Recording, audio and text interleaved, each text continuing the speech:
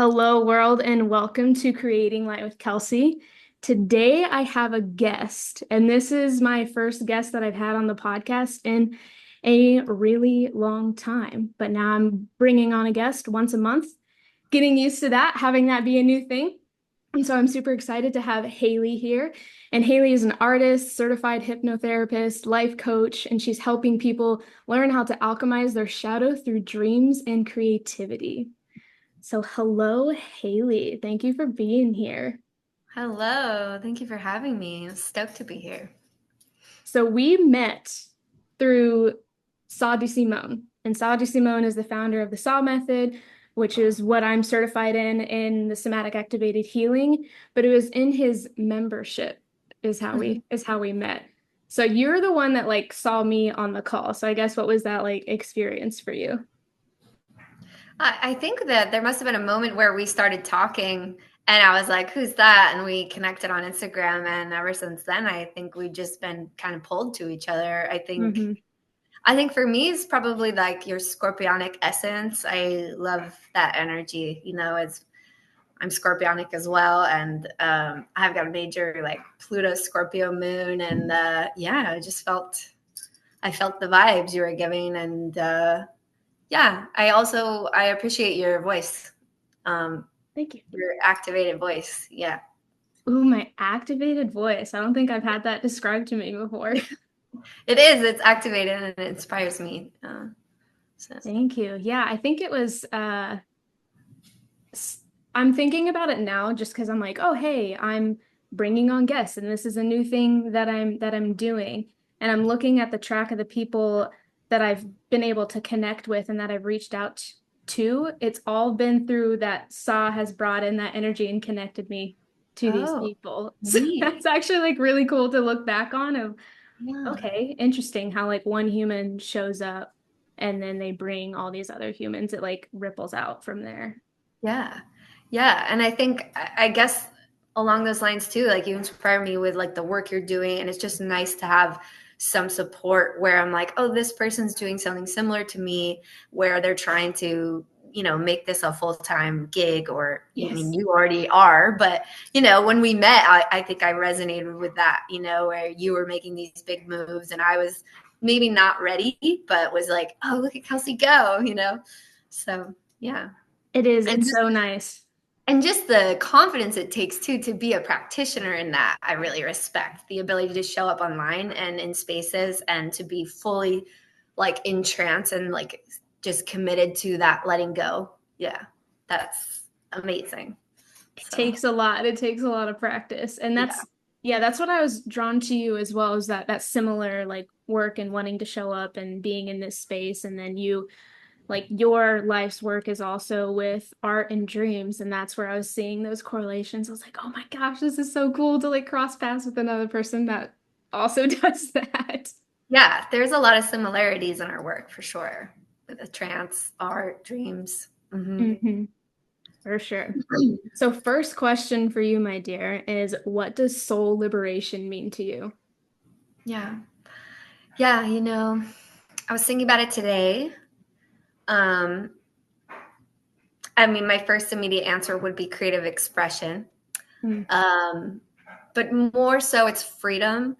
It's like freedom to say what you want and to be who you are and to not let the views of others sort of guide you or sway you from that. And then I was also thinking, it's really just about seeing um, seeing like challenges as growth opportunities. That's like the process of soul liberation for me, where it's like, oh, even though I've already made this mistake before, it's showing up again. I have more work to do here, and just saying yes to the moment and being like, oh, this is something I can grow stronger from, instead of falling into more of like a victim mindset and just like letting it be and letting it all flow. So for me, that definitely correlates to creative expression, because, to make art and to show up requires you to have a little bit of like, I don't really care what other people think. Hmm. So And yeah. that's it, just surrendering to that because that stuff, hardships, density that's going to come and go throughout our whole human experience. But every time it comes, if we're just, like you said, completely just weighed down and taken out by it, but not coming back from it every single time something happens, then yeah, that's Yeah. where we're not free. Yeah, when I feel liberated, it's because I did something and I stood up again and I was like, yep, did that, you know? Did Yeah. that. It And just just shows being how proud. resilient we are. Like, Yeah. so next question is, how did you get into the work that you're in today? Because you do like three different things with art, Yes. hypnotherapy, and dream work. I reflected on this a little bit, and it's mostly to do with the fact that I I was seeing a pattern in myself that I was maybe trying to help people who weren't asking for my help, like in relationships, not all romantic, but just in general. And I was also struggling. And so I joined a group where I did my certification in hypnotherapy, and sort of baseline of that structure was do the work on yourself first and then show up for other people. And I Mhm. just that really resonated with me in that moment. And then there's the obvious, like, okay, it's a subconscious thing, hypnotherapy and dream work. I was like, ooh, that could be like a really nice, blend of two wonderful modalities. And so yeah, so I signed up for this group class, and there was a lot of things about the new age stuff that wasn't really resonating with me towards the end of it, but they helped me massively. Like I learned so much about like how to be an empowered empath, because the point at the point where I was a few years ago, I was like falling into some really terrible habits and just was not well. And I was honestly at the last, I was like on my knees, it was like, I need someone help me. And I was like, I wasn't really wanting to go to like typical therapy because I didn't find that has been super helpful for me.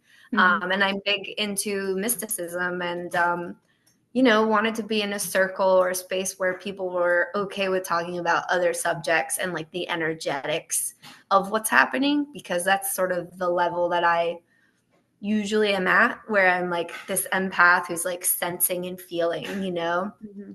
And I want to move away from the cerebral if I can, through healing. Yeah. Yeah. What part about the new age stuff wasn't really resonating with you? Um, I think after some time out of it and then coming back to it again, it's like what wasn't resonating ultimately was I felt like there was a bit of toxic like positivity, for lack of a Yeah. better way to say it. And just honestly, like it wasn't clear enough, because it's like, okay, if we're talking to the universe, we're talking to our higher self, we're talking, like, there was just a lot of terminology that I wasn't really sure what I was doing, Yeah. or what I was actually Because that saying. realm is actually so vast. So then to not have that clarity of like, but who are you actually talking to?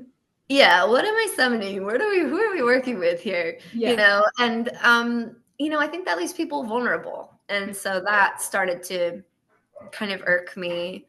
And yeah, I also had a little bit of a spiritual, I don't know if it was a crisis, but I took a road trip last year and I had this experience of like, what do I believe in? And it was Mm. very intense. And so it's been a journey, and I love what I learned about energy healing, but I also find it worrisome sometimes the way we're taking like this ancient wisdom and we're not showing the respect or the roots or the full picture of what we are really doing in these new age circles. So Yeah, it's a lot of cherry picking.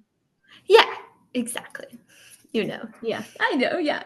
And that's the common thread too of like all these recent practitioners that I've connected with over the last, year and a half or so is us having that discernment of where that toxic positivity and that cherry picking from ancient practices has been around in the new age spiritual space. And like every person that I've been able to cultivate a deeper connection with, that's that common thread of us like seeing that, not being about it, and then like wanting to come into this space and like in a way of of not condoning that.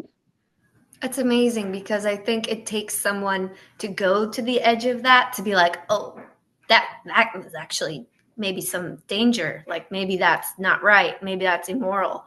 Mm-hmm. Maybe I'm the problem or some sort of, Honestly. realization where you're like, what, what did I do? Because we are powerful. Like there's no denying that. But yeah, you don't want to play around with spirit. Like they have the say. And They're way wiser than us, so we need to like take a yeah, step back. yeah. And there's this layer of like self-centeredness that comes with some of these new age circles. Mm-hmm. Yeah, Don't kill the messenger, but I it's I true. don't resonate with that so much right now anymore, where I'm like, I'm craving community. Like, I'm not craving being on my healing journey by myself. So Yeah, and that it's yeah. true, and I think that that comes up when there isn't that respect of the lineage and your own ancient roots. Like Yeah. that's how that traces back. Um, so what about with art and dreams? Because I sense we have similar experience in that, how that's been just a part of our existence. So how did that really evolve for you with art and dream work? So it's been 2 years now since I finished my hypnotherapy certification and learned all these amazing healing modalities. And it still wasn't like resonating fully. I was like, what's missing, And I've been an artist since I could pick up a pencil. Mm-hmm. And I've honestly been doing dreams since I could read my grandmother's dream books because she has a huge collection of dream books. And so I've always been super into it, to Did she both. ever share that with you? Oh yeah, she's the Oh, reason. Like cool. she's the reason. She's a heavy dreamer, or like she's a vivid dreamer. I don't know if she ever really did any recording, but she was always very interested, and she always shared with me some wild dreams. Mhm. And her mother as well. So there's like this line. Yeah, That's there's this so like, cool. it is cool.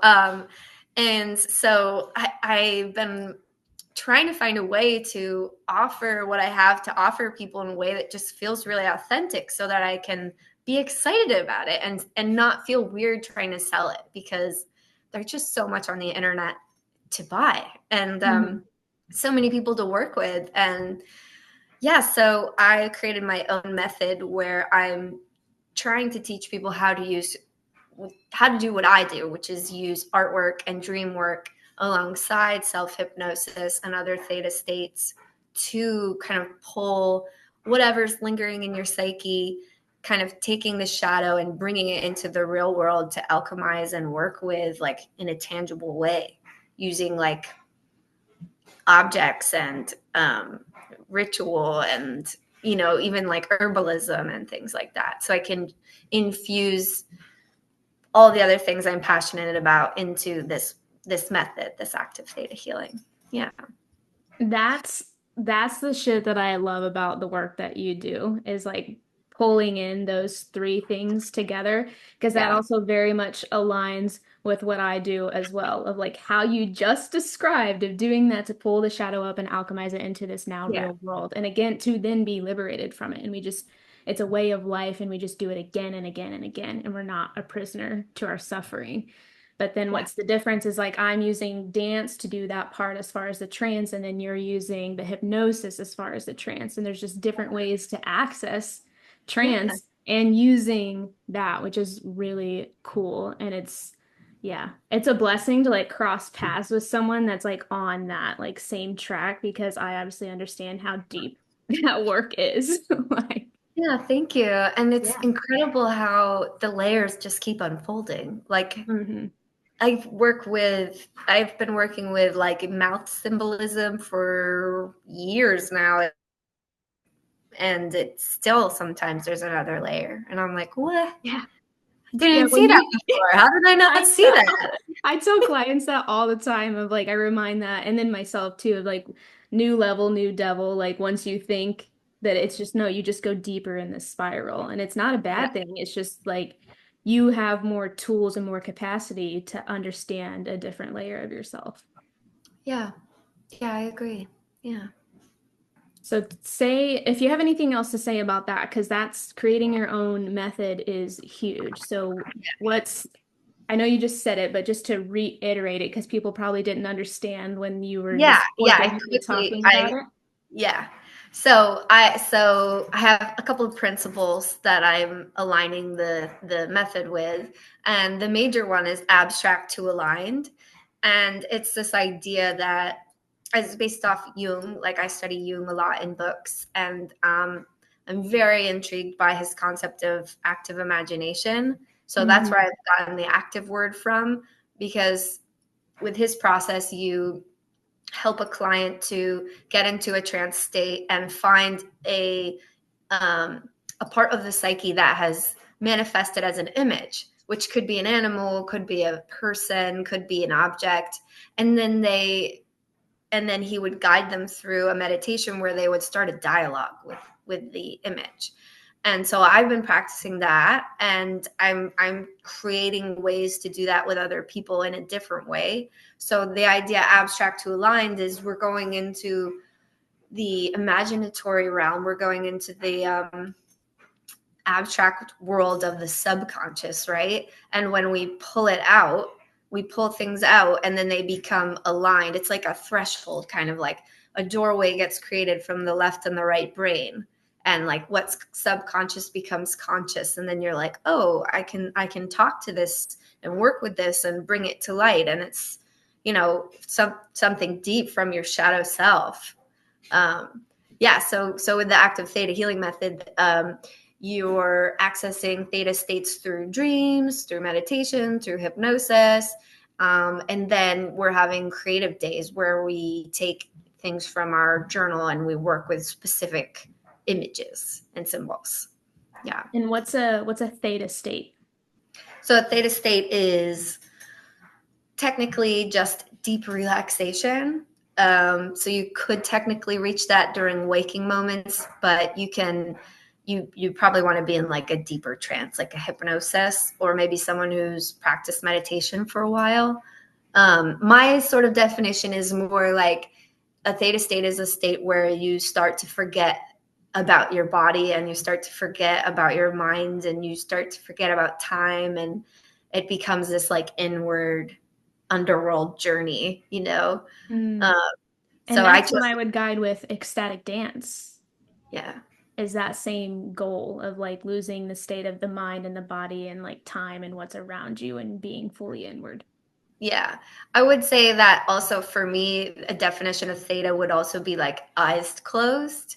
Like I Mm. think that, well, from what I know about your method, I really love the part where you stop and you try to be silent and still after being like totally ecstatic. Mhm. And then it's just like that is like a theta state where you're almost like going in and out of your body a bit and you're like just so deeply relaxed. Yeah. Mhm. Yeah. And what's the difference between, because you said that you're a certified hypnotherapist and then now you're in process of creating this method. What's the difference between that and like a clinical hypnotherapist? My certification is more based towards regression. So it's past life regression and inner life regression. Um, Whereas a clinical hypnotherapist is more likely to work on phobias and, specific like PTSD, maybe specific memories. Whereas my method is more spiritual and more geared towards your soul and the journey that it's on.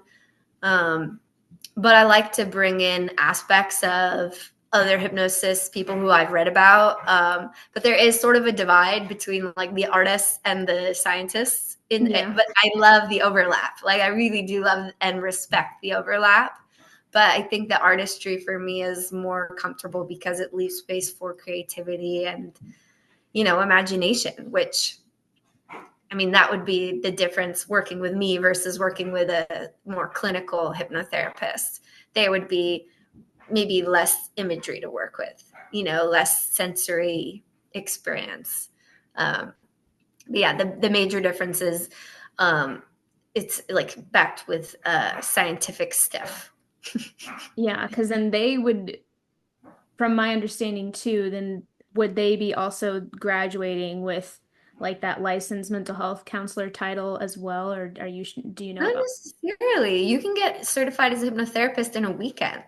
Well, I know that, but I mean the clinical hypnotherapist. That's Yeah. like the mental health realm strictly, and then they have that license too.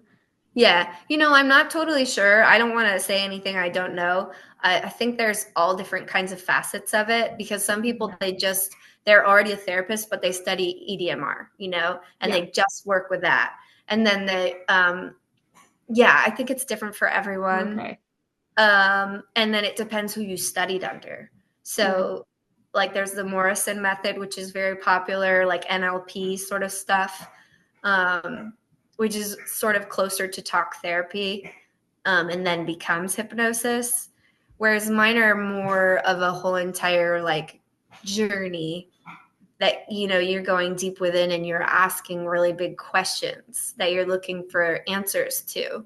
So it's not necessarily to rewrite or reconstruct in that moment, but Mm. maybe to pull out some threads and then have them, as something to work with. Like, if you've uncovered a past life memory where, you were injured in a certain way, and then you just have this, what I call abstract alignment, where you just, oh, like, that's why I have this energetic thing in that spot of my body.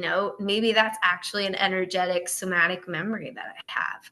And I Mhm. think sometimes you don't even know when you're in these states. They just kind of click into place and you're different after. Like, it's such a flowy, abstract world to me that it's very hard to define and talk about sometimes. Yeah, I But get that. yeah, from my experience, it's like, oh, like there was a shift that happened, and I can see it after it's happened. But putting your finger on it can be hard because it's like being in a dream. It's not linear. It's not logical. It's Mhm. very artistic in its essence, from Yeah. my perspective. Yeah. And that is that clear distinction then that you offer is like the one side with a clinical hypnotherapist, there is the more of that like sitting headspace, not as maybe not as much blending of the unseen and in the felt senses, but then what you're bringing in, yeah, with the active theta healing is all of that. Especially Yeah. with the art, like that already gives more room for people to explore and to open up and all of that. And you could even argue that the art part is also a theta state, because if you're really going really deep into your work and you're going into this flow state, I feel like that's very powerful to be able to just show up for yourself and to just let yourself make art. Yeah, and that's so hard for people because most people stop using art when they're like 10 years old and It then is. they don't know what to do with themselves. Yeah, so one of the principles for my method is actually just play. Mm. Like, because I think that, adults forget how to play, and there's something really beautiful about just having no rules and no boundaries with art, where there's no wrong answers and you can play, like, if you let yourself. Hmm. Which Yeah. people have to work back up to, which is sad, but it is kind of the reality that we're in the Western world anyway, is we are so rigid now. And it's just like, how do we bust out of that conditioning? We're so cerebral. There's so much information out there to consume. Yes. It's so hard to I mean, stop we're in the consuming. age of intelligence or whatever that like that era is. Yes, yes. Aquarius is, yeah, it's very like electric, like more information. But yeah, I mean, for me too, with the active theta stuff, it's like you're going into these theta states to relax enough where your cortisol can drop and your blood pressure. And just by regularly going into trance, you will be able to more easily feel inspired to make art. You're going to feel it's going to be easier to just be happy with your inner child and play and find activities that bring you joy and have that freedom again to just explore, and to Yeah. wonder. Yeah. So as you're working with people and bringing this up and bringing like the unconscious to the conscious, because that's something that you're saying that you're a shadow coach. And so for people that may not understand even just the term shadow and that concept, can you dive into that a little more? Well, the shadow is obviously another Jungian concept that I resonate with.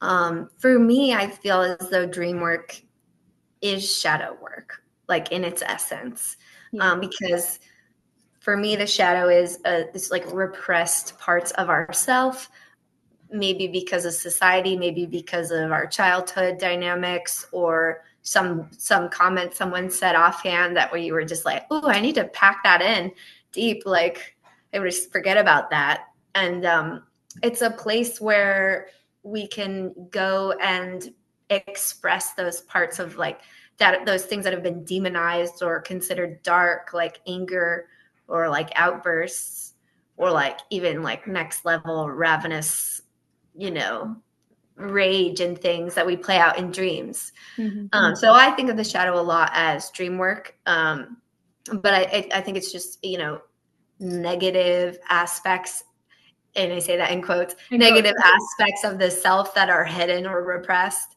But I also think that it's like where all the gold is lying. Like Mm-hmm.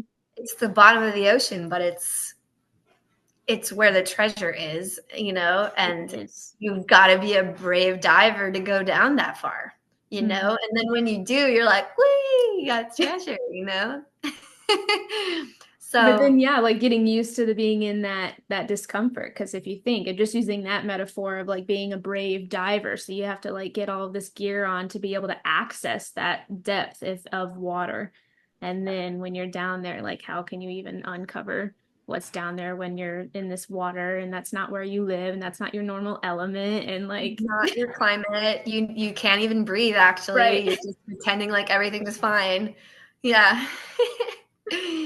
So yeah, for me, the shadow is certainly dream work. And just I would also say reflection, you know, taking responsibility for our own negative patterns and acknowledging them and trying to connect to that part of ourself in a way that doesn't have so much like shame and guilt attached to it, or anger, um, and just allowing this like as we allow the shadow to kind of reveal itself without, when we're not judging it, it can become our friend, and it's not this like feared thing that we avoid. I think that's very unhealthy to just deny the shadow.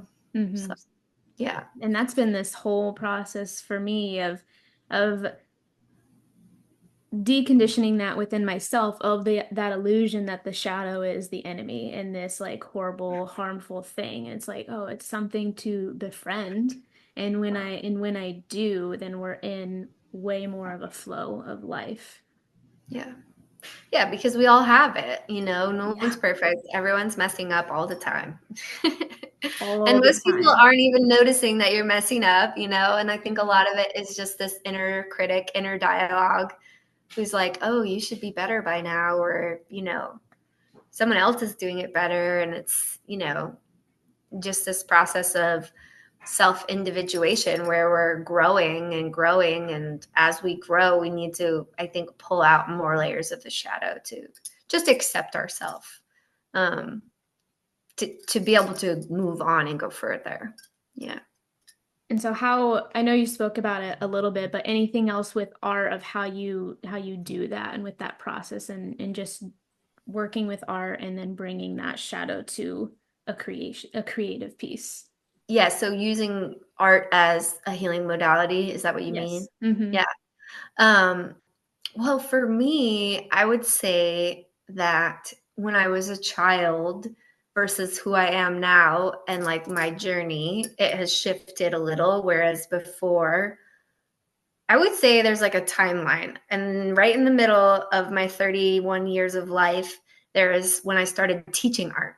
And before I taught art, art was an like I have to do it compulsory like thing that I just did, that was like very self-soothing. It was like a safe space to be heard and seen and to explore. And yeah, because I struggled as a kid. I was actually very meek and very shy and like very emotional and very sensitive. And I often got like answers wrong in school. And like I just kind of felt like I was different, you know, like I was the weirdo. And I always got in trouble for daydreaming and stuff. Like I just was very different when I was a kid versus who I am now, like outwardly. Mm. And yeah, thank goodness school didn't crush all my creativity. But Right, before, because it does yeah, for a lot of people. yeah. And so before I started teaching art, I was very much doing it more of like a sensory thing, I think. Just, okay, just coloring, smoothing the clay, creating clothing for my troll doll.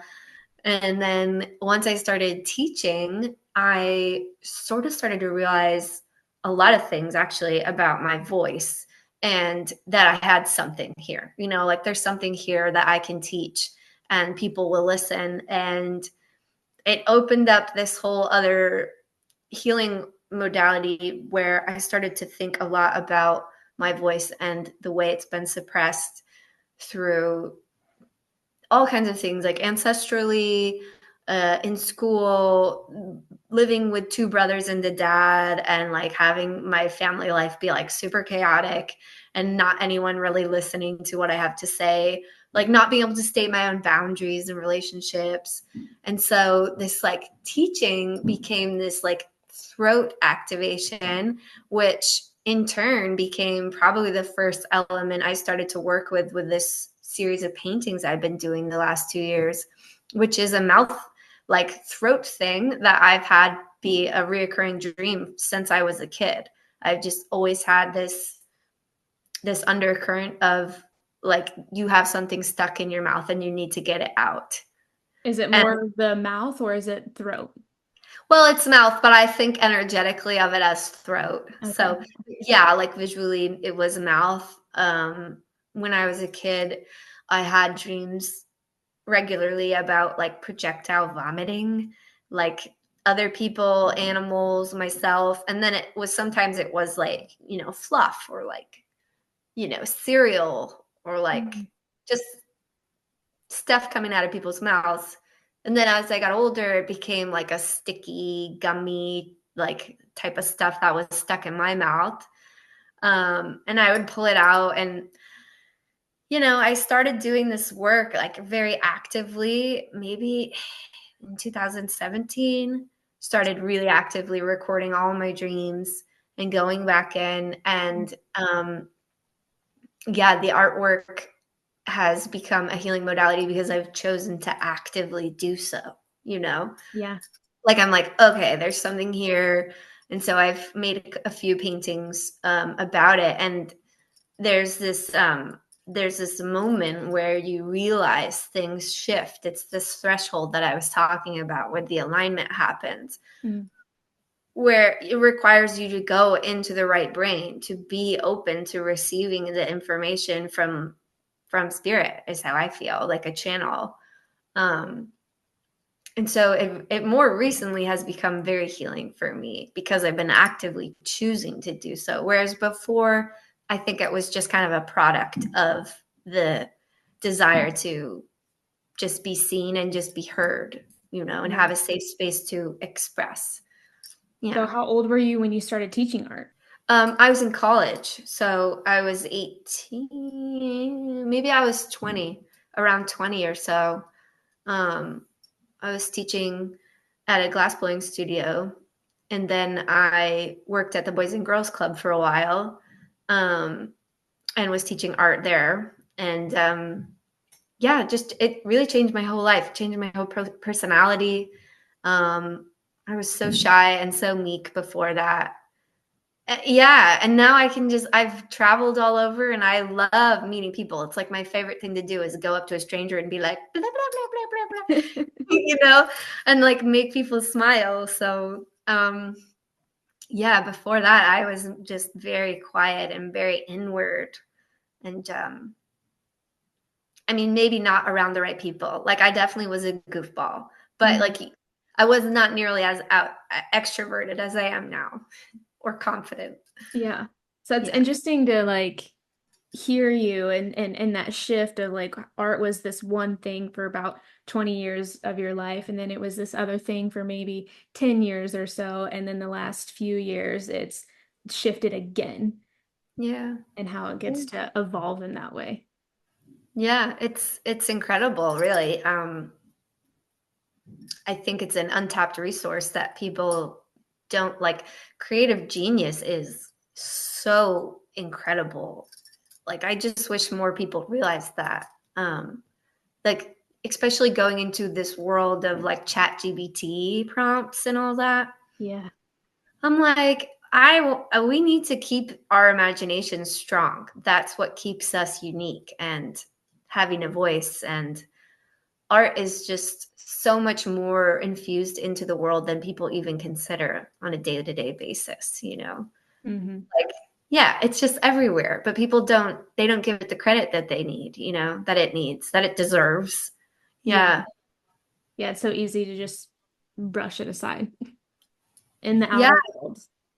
Yeah, because I think to some people who aren't artistic, it seems frivolous or like fluffy, you know, like, oh, you must have a bunch of time and you must have a luxurious life if you paint. And it's like, no, I like prioritize my work and I set time aside to make it, and Mm-hmm. I'm dedicated to becoming better. And just like an athlete, it's something that you Yeah.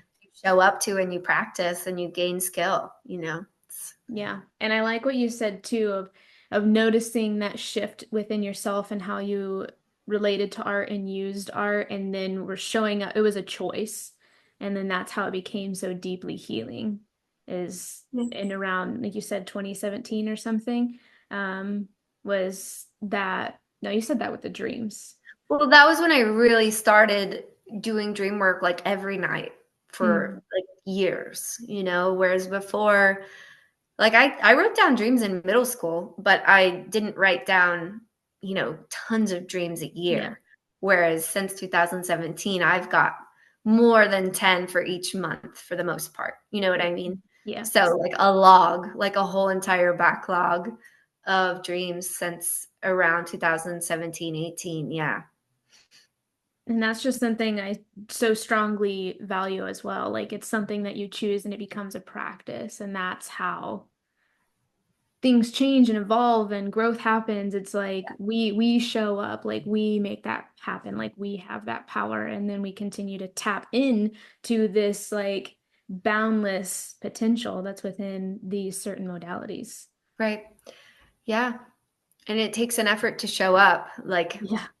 it is upsetting when people say those silly things they say to artists, like, oh, I can't draw, you know, or Yeah. I don't know how you have time. It And it's doesn't like, even matter. yeah, I make time because it's like the biggest part of my identity. And I Mhm. think more people should connect to that part of themselves. And it Like, doesn't even matter if you know how. Like the way that I use art nowadays, and or that I have for years now, is not skill based at all. So it doesn't matter. Like you don't have to be skilled at it to use art to express yourself. It's a form of expression, not to make something like look good. exactly. Yeah. And that's I think what the adult mind has a hard time computing. Like Yeah. you're like, I don't know what box to put play in anymore. Like I put my toys away, you know. Yeah. Like I clean up after myself, you know. I don't throw hissy fits. I'm But it's so like, prim and proper and it's fine. And I don't, oh, I'm not gonna do that outside because like I'm not gonna get dirty. yeah, or like even just yeah, getting messy. Like Yeah. allowing an adult to be messy is a weird territory to be in, but it feels so good to have that permission Hmm. where you're not going to be like labeled a, you know, somebody who's losing their mind, you know, a crazy person for having like an outburst of emotion or expression, because Yeah. that's kind of also not accepted in society. So actually, now that I think about it, it's a bit of a shadow aspect, isn't it? Yeah, That we for sure. we kind of have put art in the shadow realm where it's like, oh, you know, only, you know, addicts and people who are struggling, you know, with their mental health or whatever are Or struggling for children. artists. And yeah, or like unintelligent people who just want to color. Yeah, there's Yeah. definitely a shadow side to like what it would mean to be an artist, but I don't like that. Like I think that there's the light side, and it's a very alchemical process making artwork, especially when you keep showing up and you keep painting and you keep making, and you know, because there's going to be so many mistakes, but you can just add more layers, you know, and Yeah. It's And your just such a expression grows through it's it. a Like, beautiful metaphor for what life is all about. And it's, it's like a garden and you just have to tend to it. And yeah, it doesn't matter if anyone likes it. It's really for you. Yeah. yeah. So I want to shift into talking about dreams more. Yeah. And because I love that when I work with clients a lot is actually nightmares come up.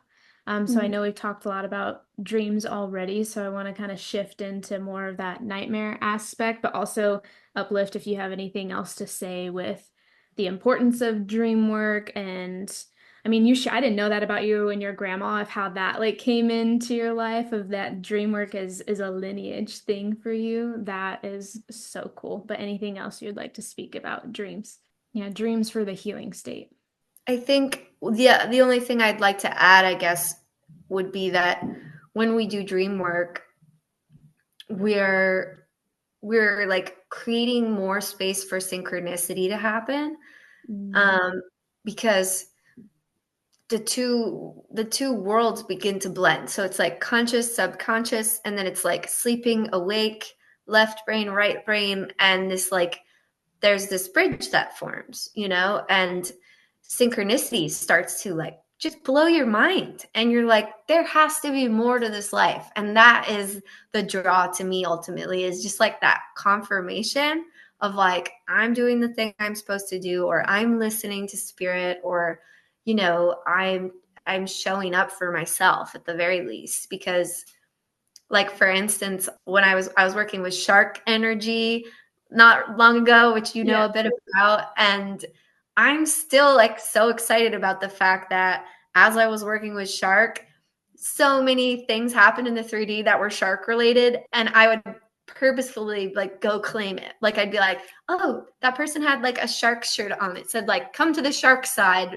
Or something. It was like a Star Wars style shirt. And so I like go over to them and I'm like, what are you doing? And just interacting with them, like, do they have some sort of message for me that I need to hear? Yeah. And then like I got my neighbor's Shark Week Nat Geo at the front door, and I looked at it and I was like, this was for me. Like this is 100% for me. I'm keeping it, no shame.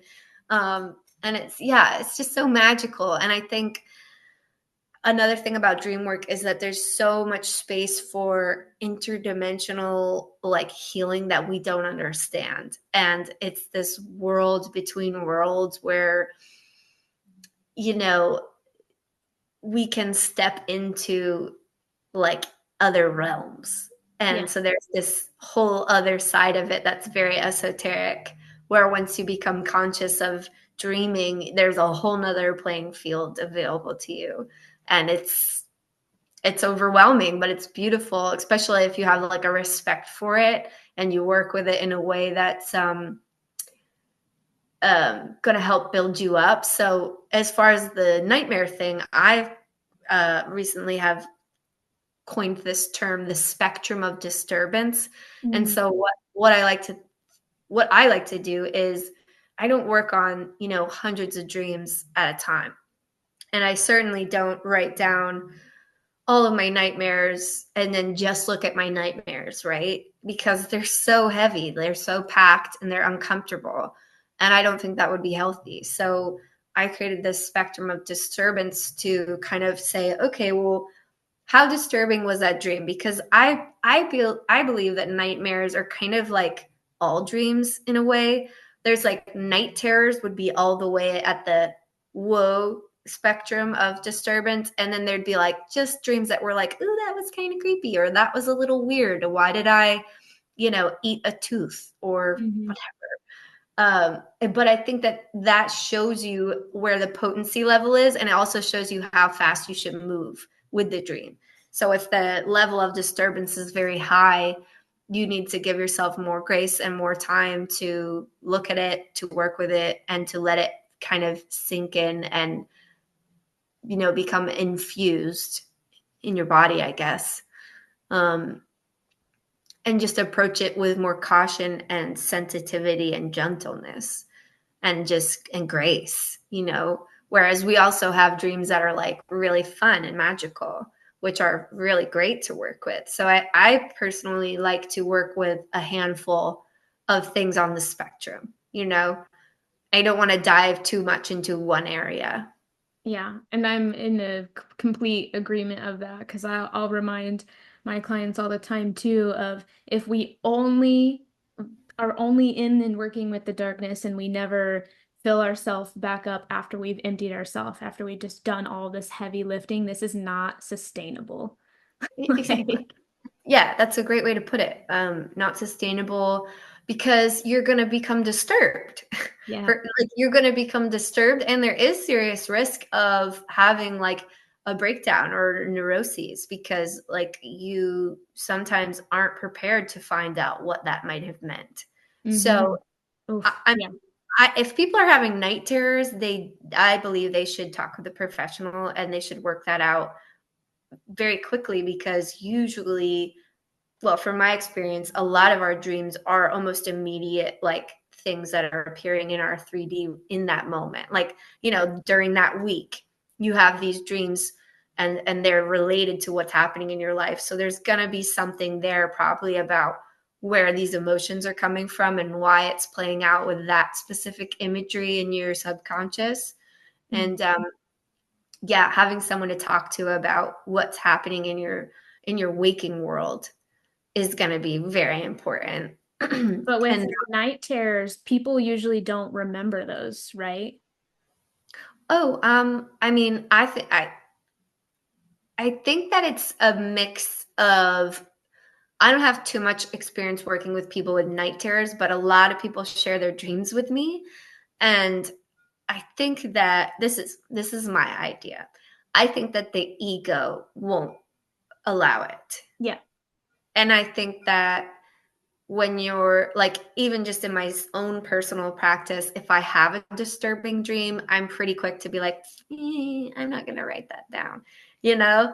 And I've been working on that because Mm-hmm. it's like an ego defense where I'm like, that was just too messed up for the world to see or myself. And so, yeah, it's this recall muscle that when you do dream work, you get a stronger recall muscle because dream recall is a threshold conscious state.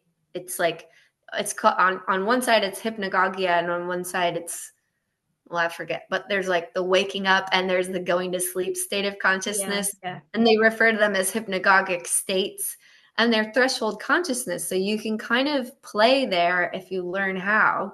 But with nightmares, you're usually woken, you're very quickly jolted awake as well, so you're having a disturbed sleep, so you're not necessarily gradually coming into that threshold state. Mm-hmm. So I think that there's also science behind that, where like it is just the wrong part in the sleep cycle and you were just woken up very fast because your whole body was under stress. And then, yeah, I think very quickly you probably a panic attack and you just forget what it was because it was so disturbing. But I Mm-hmm. would be curious if somebody did a lot of recall work, if they would still be having night terrors. um, Yeah. I know for me, in my experience of, because I had a lot of night terrors as a kid, but I don't remember them at all. Like, I yeah, don't even remember waking up screaming. yeah, I that's was my told dad that told me the later. same thing. Yeah. Yeah, my dad told me that too. And children's dreams are very different than adult dreams because what you can think of it as like, well, dreams are associations, right? That the psyche's created. So a child has less things to associate things with. Mm-hmm. So in a way, I mean, generally speaking, I mean, if we're not talking about like the collective unconscious, like they do still have these ancient stories, Yeah. and symbols like snakes and things that are just old as time that they have show up. And I think that children have more night terrors because they have less access to creative kind of associations as an adult would, whereas a child is kind of working with these more raw, symbols and hardcore archetypes, and then probably just imagining them in more simple ways, but in turn it becomes more terrifying, Mm. like real skeletons and death symbols, and your parents dying, and like kind of raw fear is more alive in the children than in their psyche than in an adult.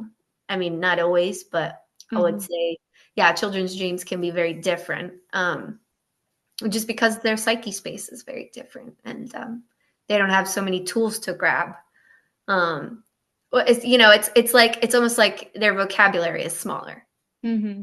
Yeah, And I noticed for me too, like what you said, if you recall it, then usually like that you would be surprised if that would continue to happen. And that's what happened for me as I entered adulthood and having the courage to face my darkness repeatedly and my trauma. Then I was noticing all the nightmares that were still here, but they nightmares because then I was remembering all of them. And they had the same essence. It wasn't like a reoccurring nightmare, but once I started to document it more and yeah, more and creating art with it, then they stopped being nightmares. And then just that, to use your verbiage of that level of disturbance, stopped being so grand. yeah. Interesting. So it was a similar. There was a thread you could see clearly, but it wasn't so scary anymore. Yeah, and even just that essence of the dream stopped showing up altogether too. Yeah. After like years of it wasn't even like years and years. I would say maybe definitely a good year, but it wasn't consistent. It wasn't like, oh my gosh, I had nightmares every day for a year. It's just those flows of when they would come up. It was about a 2 year span of really facing that and diving into the dream work and coupling it with the art and doing that. And I had a therapist as well. And that's when I was getting into intuitive movement is what I thought it was. I found out way later that's called ecstatic dance. And but just bringing that together, then that shifted. Then nightmares are not nightmares, or even that thing that I guess you would say it was integrated. It wasn't this scary shadow aspect anymore. Yeah, yeah.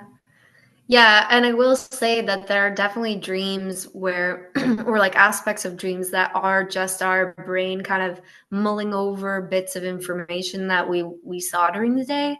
And it could be true that someone who has like a PTSD trauma might just be kind of playing that out while they're asleep to heal from it.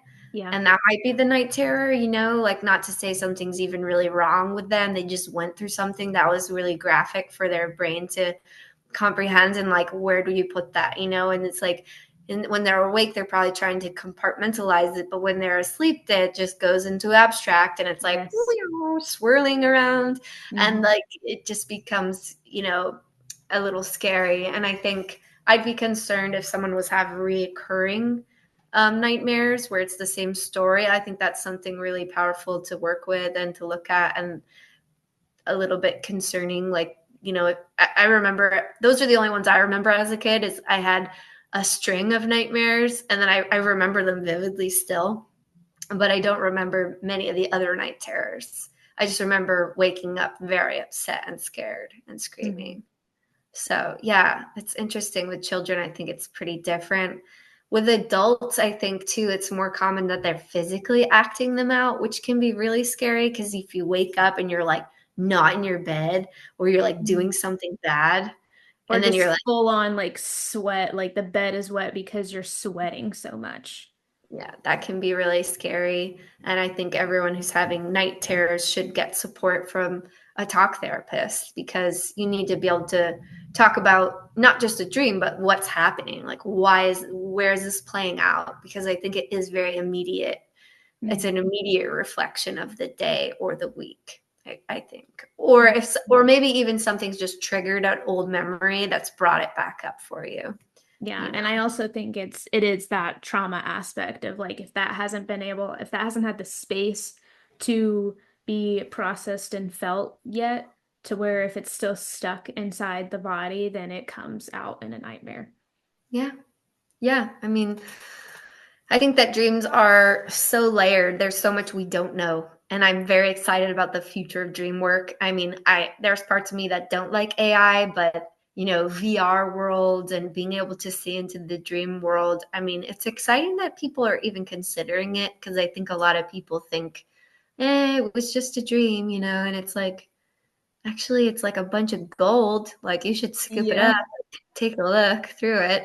Isn't that also so interesting of like same similar to the art of like, oh, it's just art, like that's for kids, or we don't really do that anymore. And as you get older, and then people will brush off dreams as a same of like, oh, dreams don't mean anything. It's just Yeah. this thing that happens sometimes when we sleep.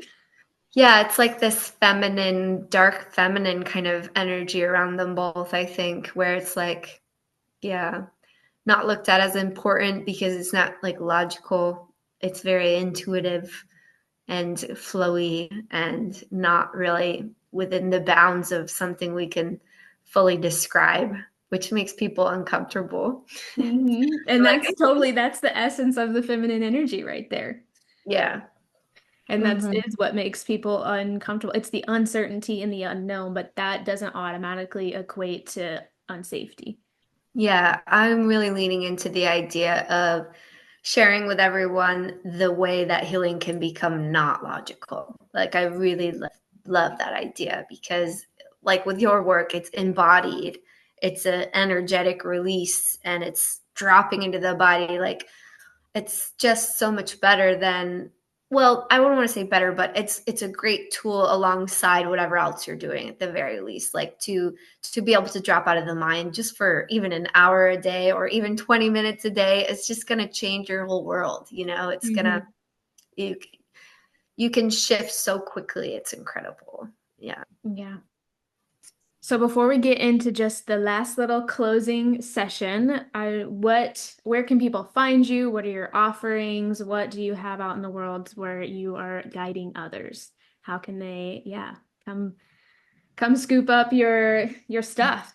Yeah. So I'm on Instagram as the Hypno Fairy, and I am about to launch my new website, which is hypnofairy.com.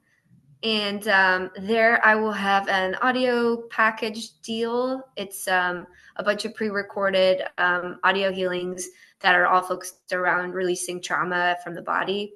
So those are really helpful tools because you can just do it from the comfort of your home with your Mm. headphones on. And yeah, and then I'm building my Active Theta Healing membership program, which will launch in 2025. And I'm really excited about that. It's a very affordable way to just have an amazing break every it's going to be 3 times a month we'll meet.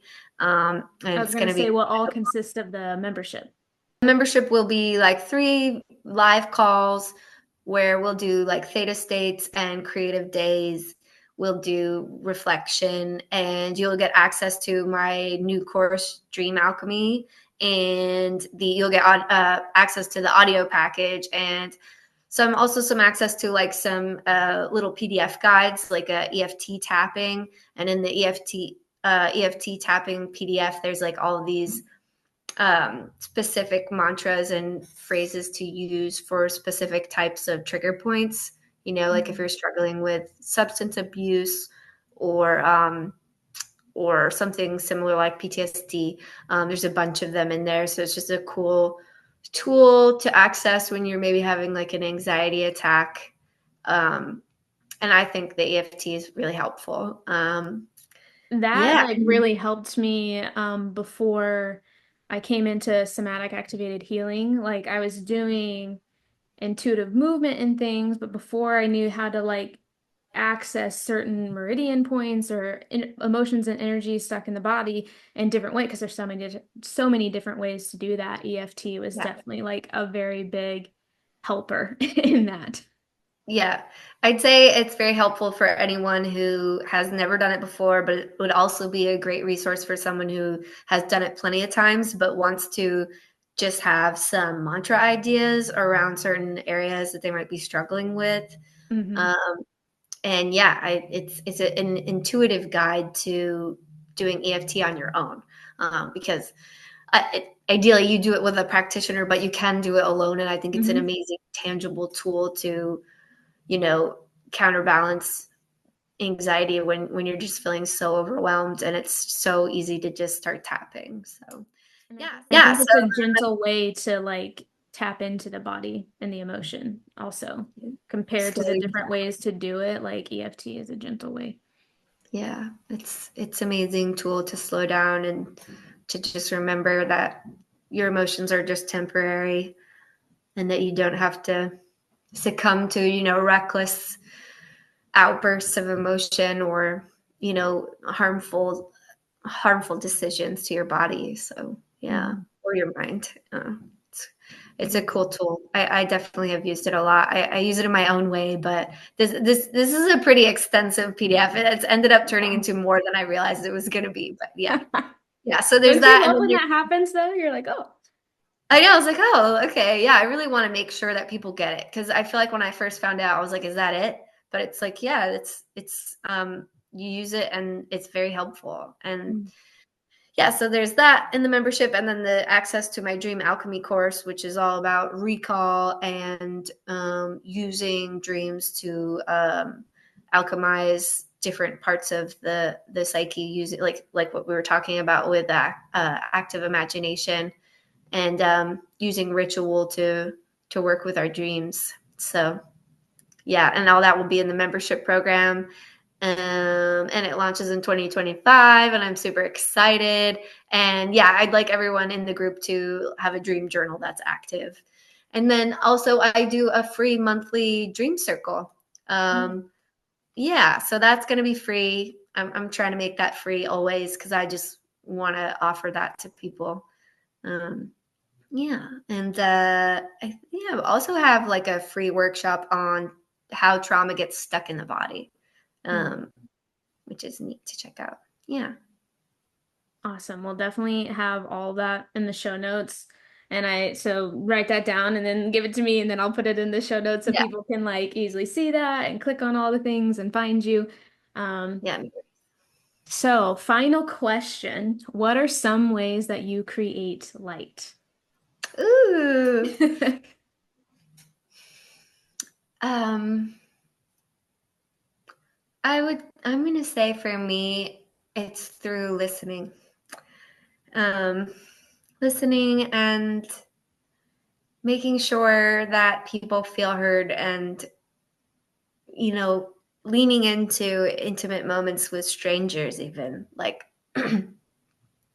not having these nonchalant surface level interactions because we're supposed to, and just trying to rehumanize everyone and make people feel comfortable to just, be their awkward self if that's how they feel, or be loud if they want to be loud. So right now, that's for me how I feel as though I bring light to the world, is helping people, listening and responding, and just allowing people to express themselves. Yeah, I love Yeah. that. And that does truly, like if you're with a stranger and then you're listening, allowing them to be heard, and instead of just that superficial, how was your day? Good. Like Yeah. that does light them up if you take it beyond just that like two Yeah. seconds interaction. Yeah. And it also goes back on myself where I'm allowing myself to be a little, like, maybe I overshared, but I'm not upset about it. I'm just a human. Like I'm not a robot. So that's great. I'm a creative person and I have emotions. And so, yeah, I would say for me, bringing light to the world is just helping people feel like just cultivating community. That's where I'm at. Yeah. Well, I Even in love small that. ways. Yeah. Yeah. Small ways is most important. But thank you for being here. This was so much lovely information, and I can't wait for this work to continue to expand in that like that spiritual, feminine, creative side of self that like people get to tap into. Yes. Thank you for having me. It's amazing to talk about it with someone who's also so passionate about the underworld and, subconscious stuff and trance and artistic stuff too. I mean, yeah, thank you so much for thinking of me and taking the time to put the questions together. And yeah, thank you. Yeah, thank you. And thank you all for listening. And remember, when we see the light in ourselves, we create light in others.